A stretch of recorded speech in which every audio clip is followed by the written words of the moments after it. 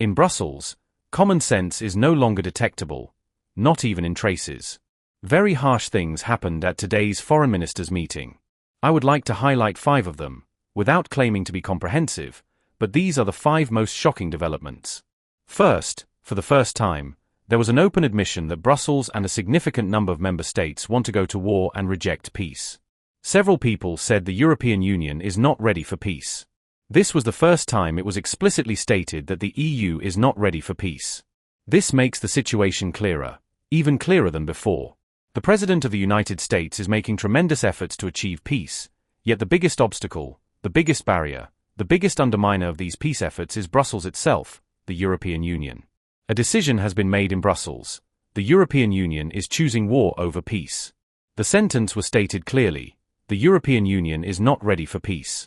This was openly said for the first time today. The second shocking issue is that today, for the first time, the United States was openly characterized as a country posing a challenge to the European Union. While they speak about the unity of the transatlantic alliance, they simultaneously described the United States as a challenge from the EU's perspective. Moreover, they shamelessly accused the United States, similarly to other geopolitical players, of aiming to divide us. I believe the European Union is deluding itself with naive illusions when it thinks it still plays such a role in world politics that the United States would need to relate to us in this way, let alone attempt to divide us. It was also mentioned today that many believe the United States is offering too much to Russia during peace talks, and therefore, the European Union has no place at the negotiating table. So, they openly acknowledged that the EU is not ready for peace and openly referred to the United States as a challenge.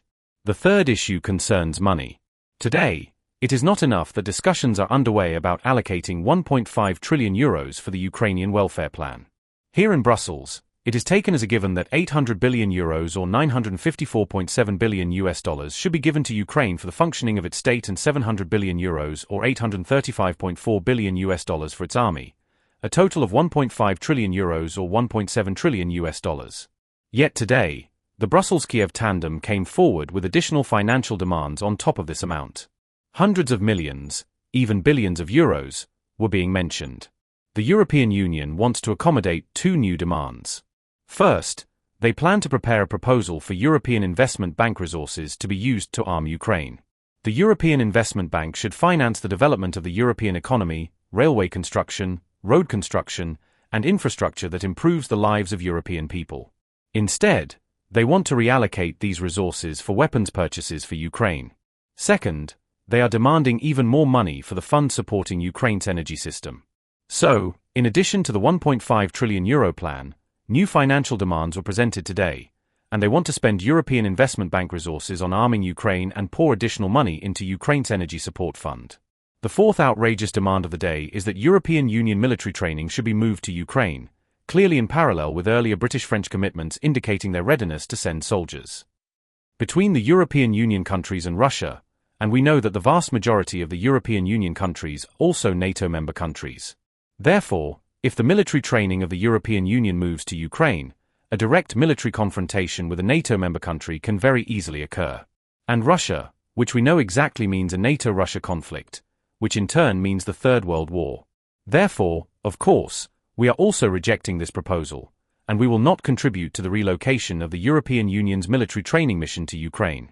And the fifth outrageous thing that happened was the video call by the Ukrainian foreign minister, who greatly happily congratulated the European Union on banning the purchase of Russian oil and natural gas, disregarding the fact that for some European Union countries, this poses a fundamental energy supply risk means, and demanded that in the next European Union sanction package, which Brussels wants to adopt by February 24th, we sanction Russian energy companies, which would practically make it impossible, would immediately make it impossible for Hungary to purchase cheap crude oil and natural gas. A summary of this is that the European Union wants to send soldiers, more money, and more weapons to Ukraine than before. It is clear that they want to wage war in the long term, specifically, using European people's money. They practically want to wage away the future and put European youth, including Hungarians, into eternal debt slavery. Naturally, we will not allow this. As long as there is a national government in Hungary, we will say no to all this madness, to all these crude proposals. Thus, we do not consent to the European Union's military training mission being sent to Ukraine.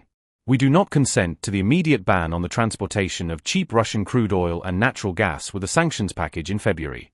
We do not consent to sending any more money to Ukraine, and you can be sure that as long as we are around, not a single penny of Hungarian people's money can be sent to Ukraine within the framework of crazy ideas. Concerning Ukraine's accession, they do not shy away from legal tricks. This is clearly visible. By all means, they are trying to push the Ukrainians into the European Union. Now they have targeted 2027. I would like to point out that this is next year. In a few months, it will be next year. And if the Ukrainians are pushed into the European Union, and if there is no peace by then, they will also bring the war into the European Union. We are a few months away from that. Now, we must be very strong. Now, we must not weaken. Now, we must not make irresponsible decisions. Now, we must not make such decisions. Elevate to a governmental position those who would say yes to Brussels. We must firmly say no. Ukraine has no place in the European Union. And there is no place for any kind of legal trickery. Such membership, partial membership, fourth membership, and flexible membership do not exist.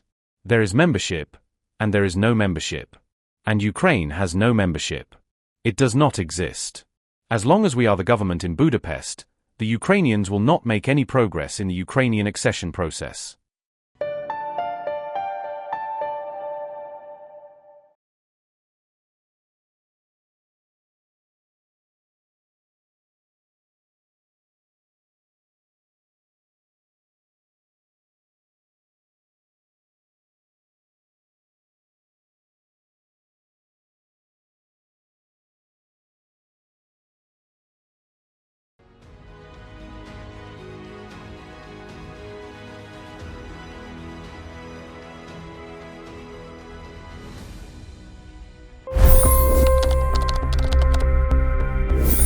$25 crore गरीब गरीबी को परास्त करके बाहर निकले।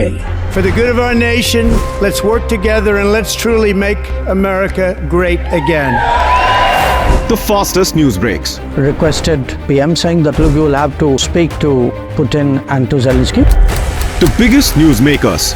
The relationship with India is probably the most important bilateral relationship the US will have for the rest of this century. The capital delivered quite an election result today. Expert analysis. The million-dollar question today is how to stop this dance of death. Ground reports. I'm standing at the crossroad of the Kumbh Mela. Behind me are more than 100 entry guards. Long-form interviews. Exclusionary politics is reflected in Manipur case as well. You don't bother because this is a small state.